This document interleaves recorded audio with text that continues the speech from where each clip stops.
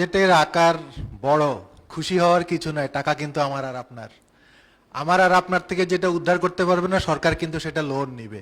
সরকার যে রেভিনিউ কালেকশনটা করে সেটা সবসময় সরকার একতরফা ভাবে করছে। মানে যারা ট্যাক্স পেয়ার আছে সবসময় তাদের উপরেই ট্যাক্সটা বাড়াচ্ছে। বাড়ানোর জন্য সরকার যেটা করেছে, ব্যবসায়ী ক্ষেত্রে যে কেউ যদি ব্যাংক অ্যাকাউন্ট খুলে সেখানে বিল লাগবে, পার্সোনাল কেউ যা সেটা 3 লাগবে। আমরা মাইক্রো ফাইন্যান্স আমরা যারা কাজ করি, আমাদের কিন্তু যারা বড়োয়ার আছে তাদেরকে কিন্তু আমরা 1 লাখ টাকার উপরে ব্যাংকের ছাড়া লোন দেই না। সেই লোকগুলো কিন্তু কৃষক, সে যে এখন ব্যাংক অ্যাকাউন্ট খুলতে যাবে, সে কিভাবে ব্যাংক অ্যাকাউন্ট খুলবে?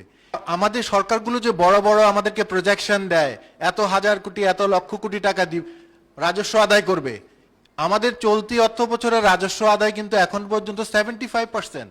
বছর শেষে সেটা আমরা 80%-এর উপরে যাইতে পারবো কিনা জানি না। যে 18% বেশি রেভিনিউ কালেকশনের জন্য টার্গেট দিয়েছে, আমরা জানি না সেটা কি সরকার আমাদের পেট কেটে উদ্ধার করবে না গলা কেটে উদ্ধার করবে। একটা জিনিস হচ্ছে, বাংলাদেশের যে অনানুষ্ঠানিক খাতের যে আয়, সেটার 60%-এরও বেশি কিন্তু আনট্যাক্স থাকে, বিকজ অফ হচ্ছে আমাদের নীতি নির্ধারণে আমাদের পলিসিগত সমস্যার কারণে। তাহলে এই যে লোকগুলো যে আনট্যাক্স থাকতেছে, একজনে টেলিভিশনে এসে বলতেছে সে মাসে দই চিড়া বিক্রি করে 5 লাখ টাকা ইনকাম করে, আর আমি 50,000 টাকা ইনকাম করে ইনকাম ট্যাক্সের লোকের ভয়ে ভয়ে থাকতে হয় সারাক্ষণ। ওই লোক তো ট্যাক্স দিচ্ছে না, সে তো এদেশে সব ফ্যাসিলিটিস সে নিচ্ছে, সে তো ট্যাক্স দেয় না। এইরকম 60%-এর উপরে ইনকাম আছে যেগুলো আনট্যাক্স থাকে। গভর্নমেন্টের সেদিকে যাইতে হবে। আমরা এবারে গরিব মারার বাজেট বলবো না, আমরা বলবো যে ব্যবসায়ীদের বাজেট। ব্যবসায়ীরা সরকারের সাথে দেন দরবার করে তাদের যত ফ্যাসিলিটিস আছে কিন্তু তারা সব নিয়ে নিয়েছে। সরকার জনগণের জন্য কি করেছে? মধ্যবিত্তরা যে কিভাবে বাঁচবে সেটার জন্য করে নাই।